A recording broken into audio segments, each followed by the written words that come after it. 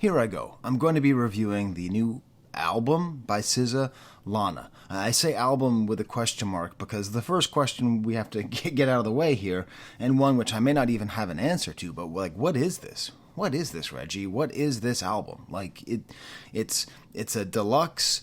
Okay, so it's a deluxe of an album, but it has its own name, so it's not quite just SOS Deluxe. It's called Lana. Okay, but it's attached to the old album, but it's put at the front of the old album. So it's a new album put at the front of an old album, and when you understand the naming conventions, SOS is one of her nicknames, Lana is the other one of her nicknames, so it kind of connects. So Lana is the second part of her name and the first part of the full album, and then SOS is the first part of her name, but the second part of the album, but the first part that was released. I'm all confused. Are you confused? I'm confused. I don't understand what this thing is. And that's not to say I don't like it.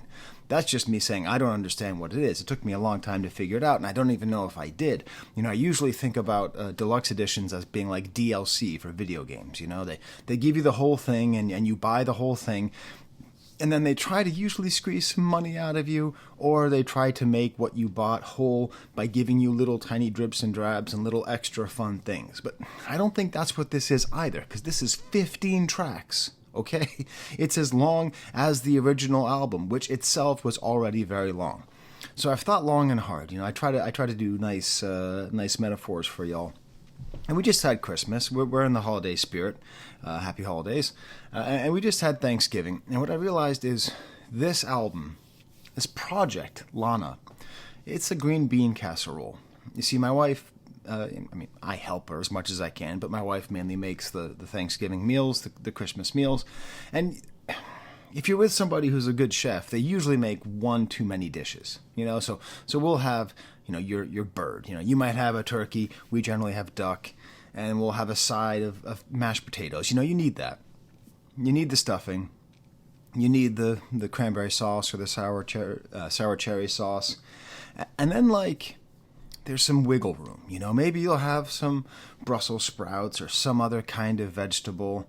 And then usually there's just one too many thing. You know, that might be like a sweet potato gratin, or usually it's the green bean casserole. Now, my wife makes a killer green bean casserole, you know, with the sort of like gravy-ish stuff in there, and you got the almonds and everything. And it's awesome. But in reality, when we eat one of these meals, like, you know, you have the whole dish, and there's just like this little teeny bit that's been cut out.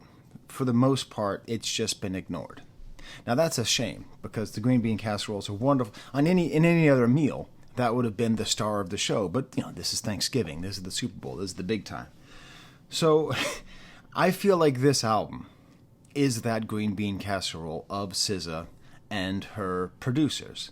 That they made all of this amazing art, all of this amazing music, and they served us a very full meal. SOS is a very full album. It's not sparse. You don't stop listening to it thinking, wow, I wish that was an extra hour long.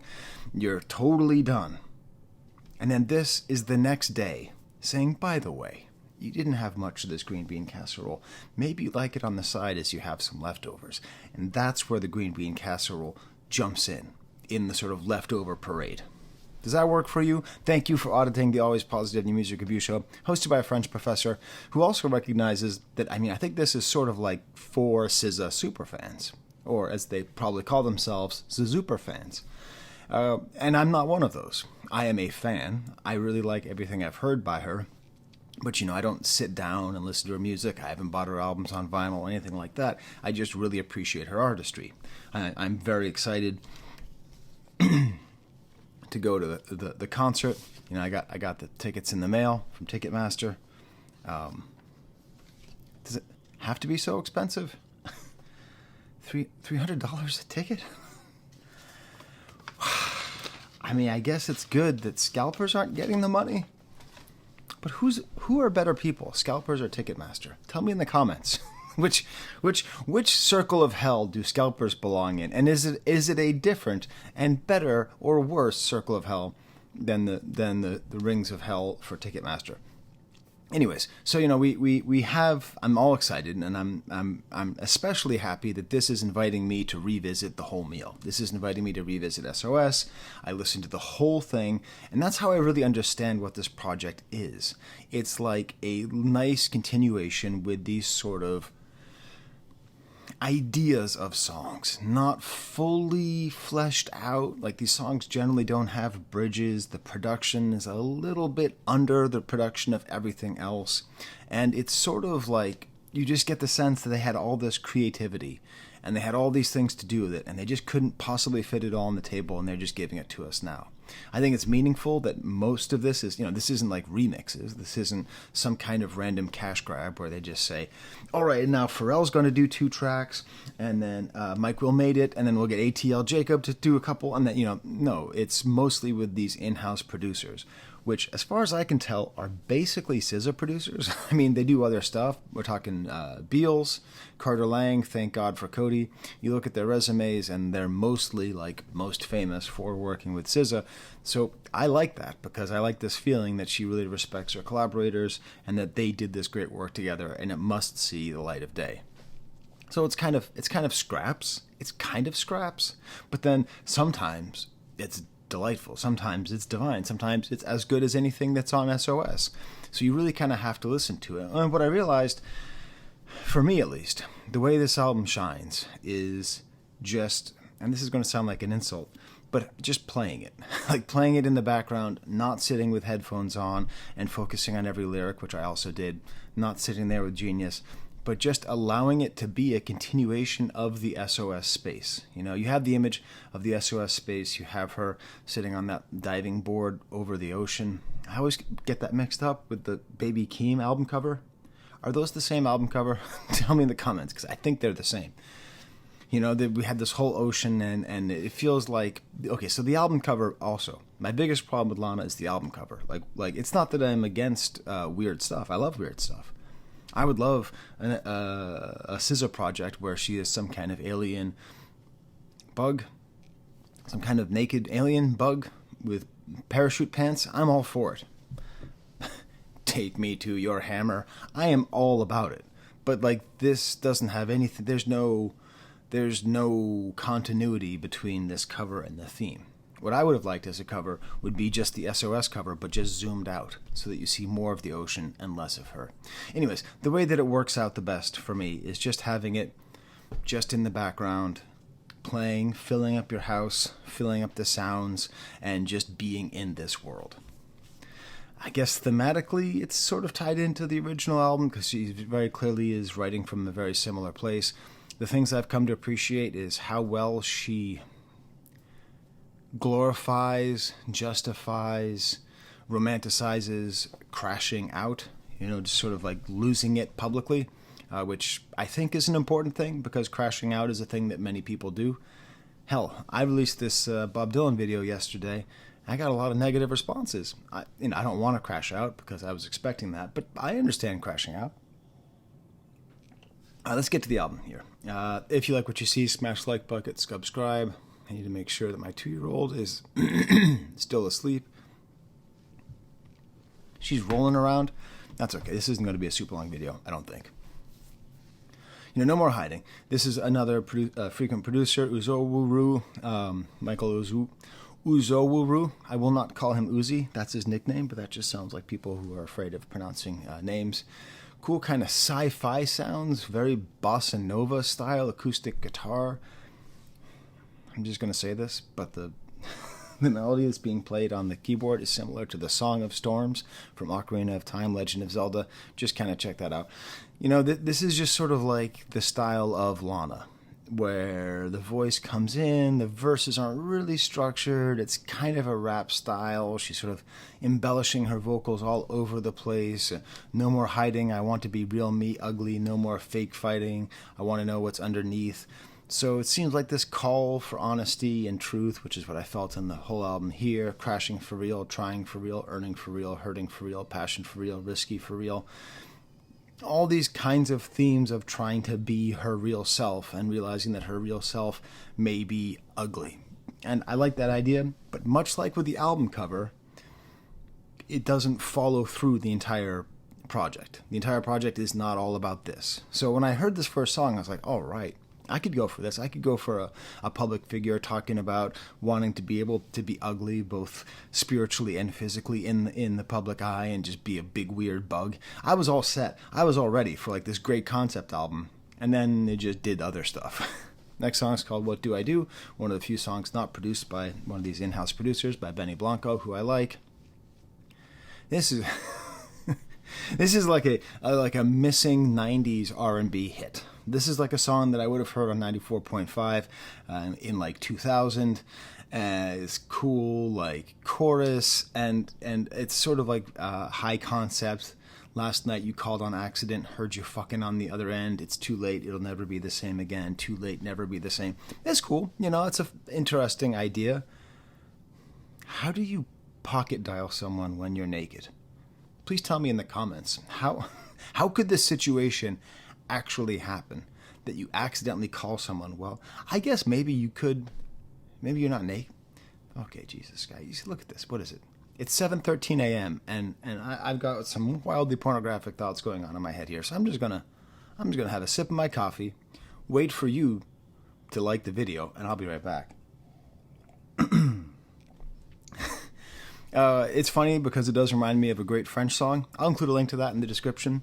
Talkie Walkie by Serge Gainsbourg, where he talks all about how he bought a walkie-talkie so he could be in touch with his girlfriend, and then one day he tries to contact her, and for some reason the button was turned on, and she heard him. He heard her having sex with someone else through the walkie-talkie, or talkie-walkie as they call it in French. It's a very fun kind of song. I think it's important.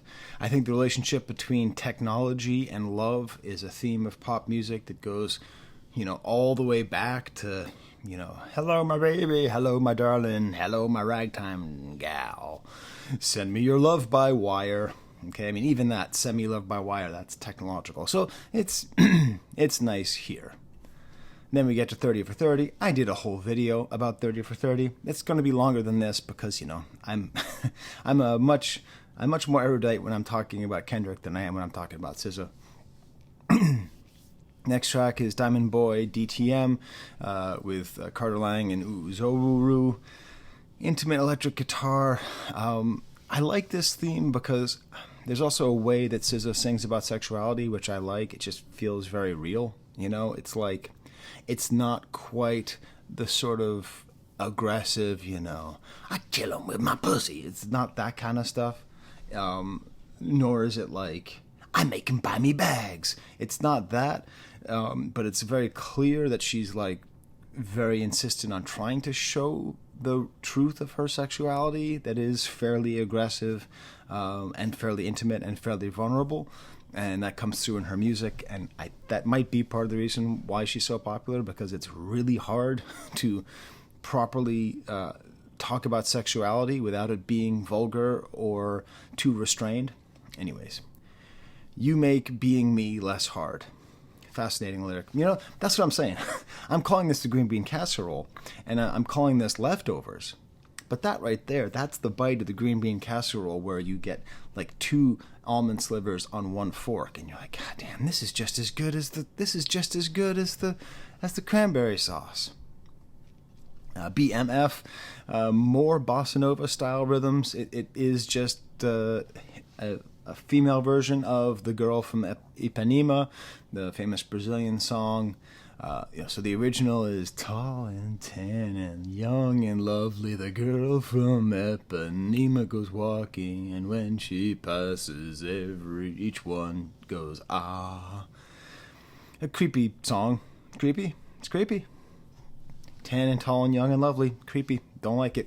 But this is the sort of hood redo. And when I say hood redo, I mean she actually talks about different parts of the inner city in America. First she talks about South Detroit, then later she talks about Compton. Young and fine and dark and handsome, the boy from South Detroit keep bossin'. He can't keep my panties from dropping, he's so fly. Again, there's that directness of the sexuality and the... It's lust. That's what it is. It's a successful depiction of lust. But I've already said enough things, which I'm probably going to regret saying, so I'm going to keep on going. The problem I have with a lot of this album is that it's like, it doesn't have its final layer of gloss.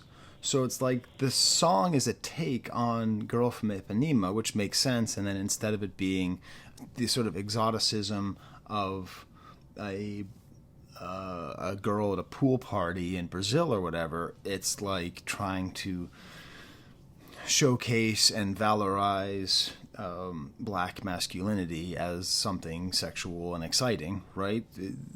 So that's an interesting idea, but then it's called BMF, which is Burning Money Fast, which is just like a different theme altogether. Like, pick a lane, Michael, pick a lane. Like, I don't quite... If you're paying attention, that's two alternative comedy references so far this episode. So like pick a lane. Like which is it? Is it Burning Money Fast or is it Boy from Detroit? Apparently this wasn't on the album because Punch didn't like it. Next song is called Scorsese Baby Daddy, another Uzo Wuru.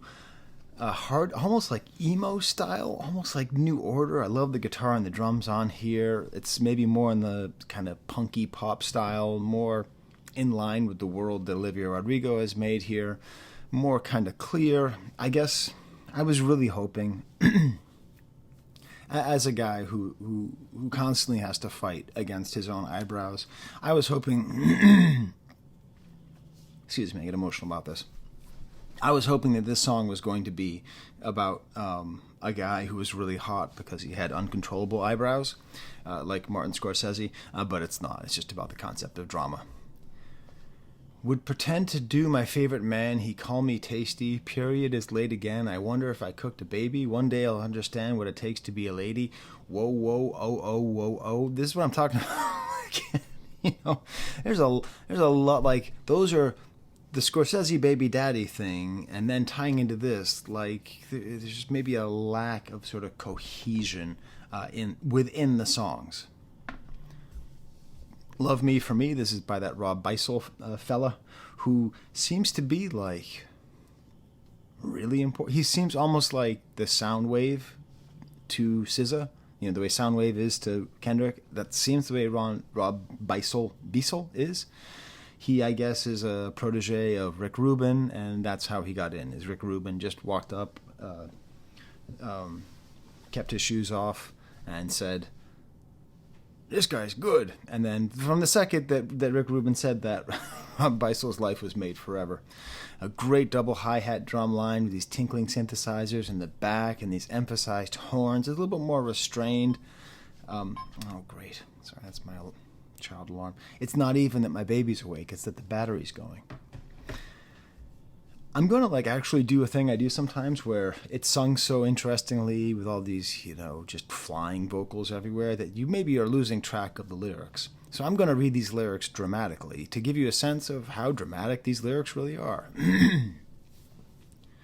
I romanticize the scariest things. I wonder, if I die, will I be forgiven for everything? Probably not. Probably shit on my name. Probably spit on my grave. Watch it all in the end. Why? Why would I choose to stay? Do it all for my friends? Do it all because my mama ain't got nobody but me? I owe her everything. Got it for everything. Only one ever saw me for me. Saw me for me. Saw me for me. Sad verse. The second verse, again, giving everything up for a man. Again, lyrics sort of don't quite connect. The concept of love me for me is a beautiful idea, and I think she gets to it at times, but it's just not quite cohesive enough.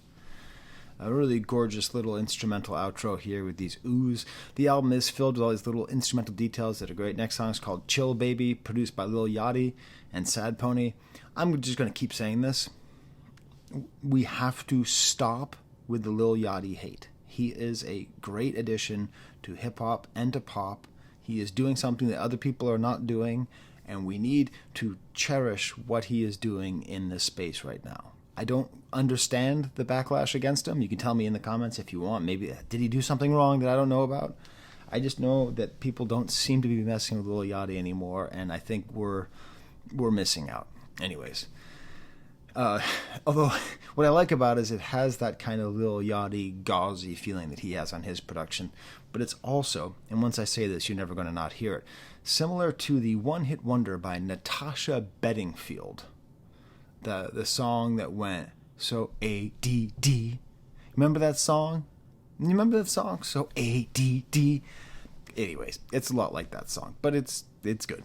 I think it should feature Yachty, personally.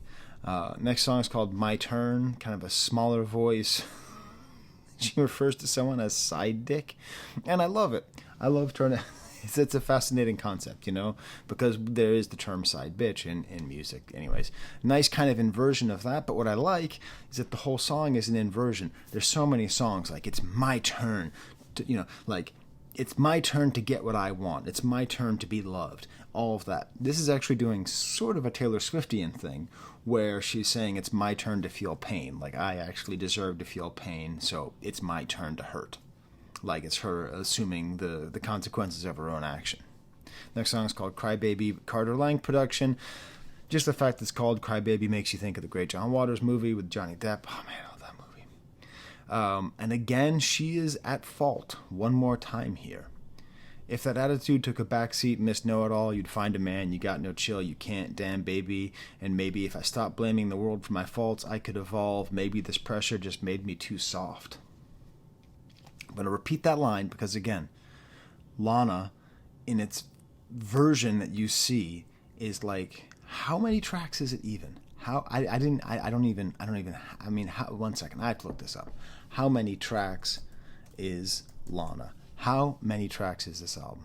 Okay, I'm going to go down here. It is, okay, I don't know. Sorry.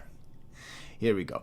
It is 38 tracks. Okay, so amidst the 38 tracks, you might lose a lyric, like maybe the pressure just made me too soft. Because when we talk about pressure making things, we think of pressure making diamonds, making you hard, making you ability here. Here, the pressure just made her too soft. This would be an interesting song if it were written by a man. But again, God damn it, this album. Then she starts talking about Murphy's Law. Like, well, which is it? Is she a crybaby? Or is it Murphy's Law, everything that can go wrong will go wrong? Murphy's Law is its own pop song that you can write about and you can have a whole theme about, and I'm ready for it. I want to hear the song Murphy's Law by SZA. I want to hear the song Burn Money Fast by SZA, right? I want to hear that. But don't put it in the middle of the song Crybaby. Don't put it in the song about the hot dude from Detroit or Compton or whatever. Like, keep them separate. Don't do the weave. Anyways, but this has probably my favorite part of the entire album, which is this little high singing outro bit, So Far Away. Next song is called Kitchen by Thank God for Cody. Simple guitar chords, nice effects. Sort of reminds me a little bit of Crimson and Clover, that kind of weirdness. This is an oddly weird song. Like, this song goes along with the album cover with the bug and the naked and the torso. And can they show that? Dancing and kissing in the kitchen makes me forget I forgive him. Mama told me I don't listen, back again, crashing out on shrooms, I guard them, cursing you solves all my problems, vacationing and rock bottom, back again. More great songs. No bridge here. I did realize that this song is like, there's a lot of great songs that you listen to and you're like, wow, that's an amazing modern song. And then you go, oh, it's just the Isley Brothers. It's just an Isley Brothers sample. And then you listen to the Isley Brothers sample and you hear Ernie Isley's outrageous guitar work and you just go, God damn. That's the problem with sampling Isley Brothers, is when you listen to it and you go, I just need to listen to more Isley Brothers. Get behind me is this cool interlude with these great kind of swirling synthesizers, more samba-like sounds. This is it's a sample of a TikTok star. I had to look this up. I didn't know this naturally. Someone named Thickney, who is like famous for making TikToks of herself just crashing out, just like having huge emotional reactions to things. She either counterfeits being unwell effectively, or she is unwell, and I'm not quite sure which of those things it is.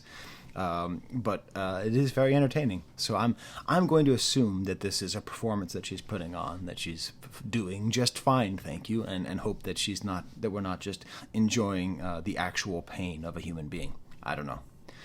It's sort of my favorite part of the album. I don't know. I keep saying that. But I love this rhythm, the dum, the dum, dum, dum, dum, dum, the dum, dum, dum, dum, and these vocalized keyboards. And here's my SZA. You can't call something an interlude when the rest of the album is basically as finished as the song. That's the issue. These are scraps. These are good scraps, but they're scraps. Then we get to Drive, another song by Cody, soulful Stratocaster, and I love this song because it's basically a rap song. She's very sort of Baby Keemish in her rap style, and it's just about that feeling of driving and getting your head right. What an Americanly beautiful thing to say. You know, she's just driving and she's just talking to herself. Don't hit the same when you're all alone. The money's insane, I know, but it don't fill the void at all. I promised my mom I'd do better. What's up with her mom? Her mom's all over this album. But they kept trying me, so I'm with all the bullshit and fuck it up. Keep pretending everyone's as good as me. Shit's so weird, I cannot speak. Balled so hard, I think I peaked. All my exes still love me, call me up, wanna freak. All my ops looking distressed. How you copy, then compete. Oh, you're just mad that you want me. Oh, you're just mad we went 10 weeks. You're just mad that your ass ain't free. Scared to say shit. You fake kiki. Scared to cut it. So I left ski. I ain't scared of shit, so I swing my meat. I ain't scared of shit. I let mine go. Pop my shit because I can. I know. She's a good rapper. You know? Great. I can't lose my focus. I know if hope is the goal, then I can't succumb to these cum guzzlers at all. Jesus Christ. What's that meme? Jesus Christ. What is it, looks that little like country kid? I don't even know what the meme's from. I feel like it's one of the kids from Talladega Nights who's going to come at you like a spider monkey. Another Life, great simple box chords. Just maybe this is the most clear, cohesive song. She says, did I let you know? Which makes me think of the 30 for 30. I mean, it makes me think of Luther. In Another Life, we could ride, baby. Won't you let me ride out, boy? Again, it's this confusing idea where it's like she wants to lose herself and be an important person in his life, but then also she is trying to do that. It's not quite clear. The album ends with Saturn, which I guess is the source of all the alien imagery. This is my daughter has a friend named Strawberry, and this is Strawberry's favorite song, or at least the song that Strawberry listens to the most while driving. And I like that because it makes sense. And that's maybe another way to listen to SZA, you know. I need a baker in my tape deck. You know, maybe that's the way. That really could be the way. I could see, because just her voice is so engaging and relaxing at the same time, and I totally hear it with this song. Just great bass forward. Hearing this song made me mad at the rest of the album, though, because I'm like, oh, God, get more bass. More bass in your production, SZA, because her voice is so high and so great. So many, if there's another universe, please make some noise, give me a sign, this can't be life. If there's a point to losing love, repeating pain, it's all the same. I hate this place, stuck in this paradigm. I don't believe in paradise. This is what hell is like. Then there's got to be more. Sick of this head of mine. Intrusive thoughts, they paralyze. Nirvana's not as advertised. There's got to be more. Been here before. Sick of this head of mine. Beautiful. Beautiful image, beautiful way of describing the pain that comes with thinking too much and being trapped in your own headspace. I totally forgot to ask my Patreons if they wanted a shout out. It's been a tough week. I've got too much family going on here. I think my wife is probably losing an hour of sleep so that I could do this video. So do please smash the like bucket. Do please subscribe. Give a little thank you to the Dr. and Mrs. And let me know what you thought about this album. Are you going to the show? I am so psyched. I cannot wait. It's going to be so good. I